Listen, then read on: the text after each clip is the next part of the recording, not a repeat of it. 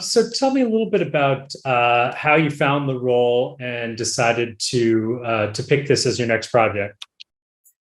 I found the role because of my friendship with a young filmmaker called Christopher Munch, with whom I did a movie called The Sleepy Time Gal, who was very good friends with Russell Brown, who's directed Loren Rose. And I'd met Russell at Chrissy's house and got to know him a little bit, but never worked with him, and he'd never shown any interest in working with me particularly. And so this came out of the blue.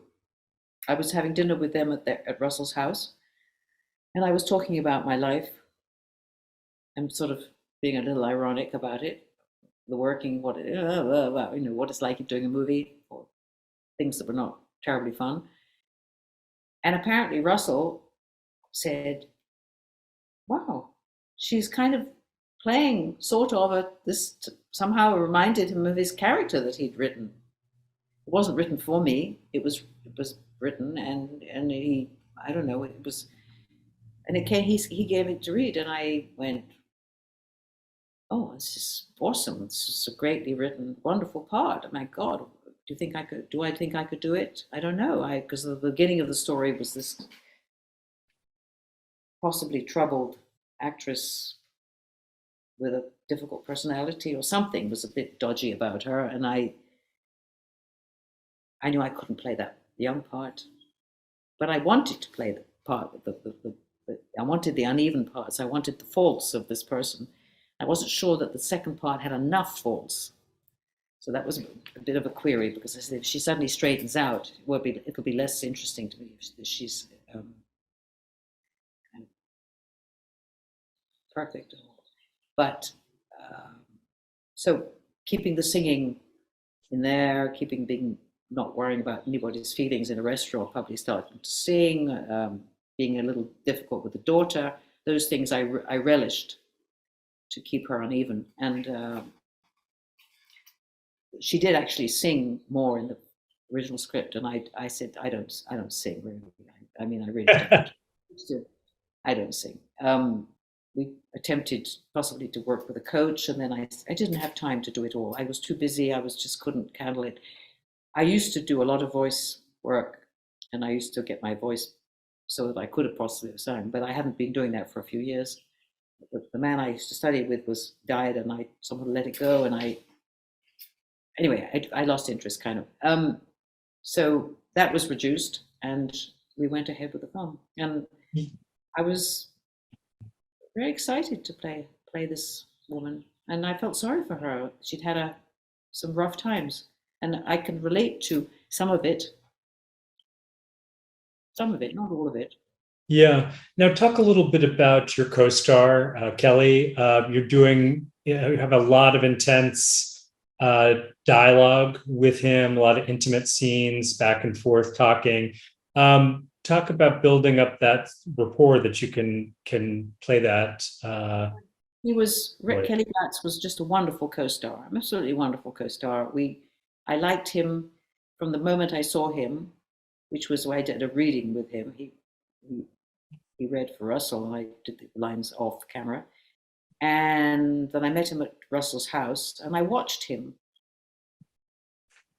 And I didn't say much. And Russell has two cats, one now, but two then. And I watched Kelly interact with those cats.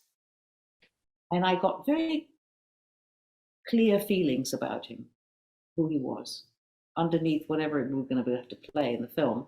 I just had a very strong sense of him as a very sensitive person and a very caring person, and I felt a certain kind of longing for something. I just deep depth of some sort. I didn't know what it was about, and I was moved by that, and I thought it's going to be okay. I think it'll be okay. Well, I don't know where we'll go with this film, or what really will be his contribution to his own film. If I didn't really fully understand what his film was about, that my character had related to, but I had to psychologically kind of work through it and find where we ended up. And he is a very good listener, very attentive, And it's very freeing when somebody listens fully what you're saying and getting it and getting you. It's very freeing. So he helped me a lot. Yeah. Did you feel like there was a moment or a bit of dialogue within the film that you thought resonated the most with you? It could be something that meant something personally to you, or just you thought, oh, that really rings true. Well, I think what resonates to me is the thing that she has been trying to. She wants to be an artist in her life. Doesn't want to be a fake, go for the money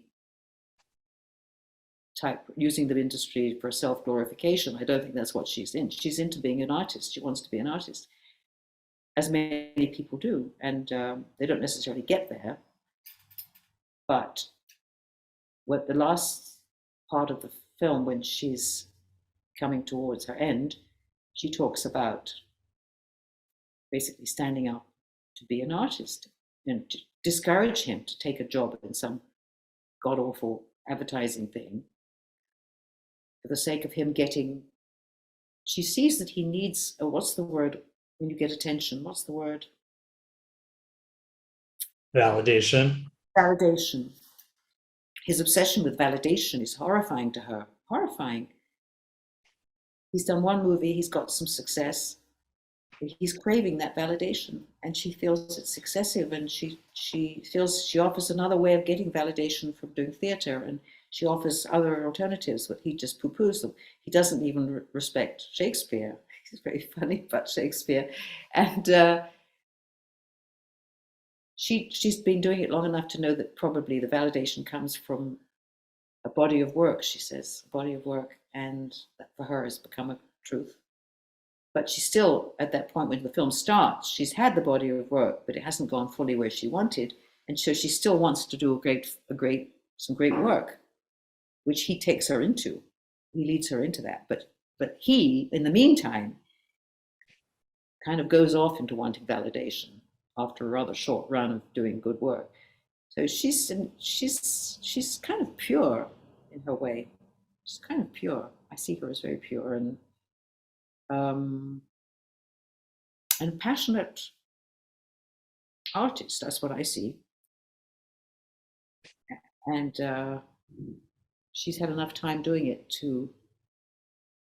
I mean, she doesn't want to walk away at the end. She doesn't want to walk away. That's her reality. But she's given him so much. He's given her a refresh. What do you hope that the audience takes away at the end of the film from it? Oh, God, I hope they feel something. I mean, I think it's terribly moving what happens at the end. And it's not sentimental. It's very,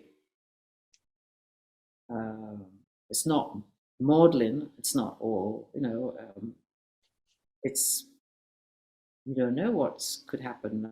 I mean, it's sort of kind of brave, and she's not being a drudge about her illness, and she's not. I don't know. It's kind of, I see it as kind of brave, and in a sense, on some minuscule level, upbeat. She says, she hands him to the world. She's had him in her arms in a way for that period of time, those 6 years. She kind of hands him back to the world in a way. Now go do the work. And I think it's lovely. I think it's beautiful. Yeah, that's a beautiful way to put it. Thanks for watching the You Interview channel. With over 3,000 original celebrity videos, we have one of the largest collections of celebrity interviews anywhere. So remember to like and comment on our videos and subscribe to the channel. If you want to get more involved, you can become a member of the channel. Membership has its perks. You can see exclusive celebrity videos and get the opportunity to ask our celebrity guests questions. We can't wait to hear from you.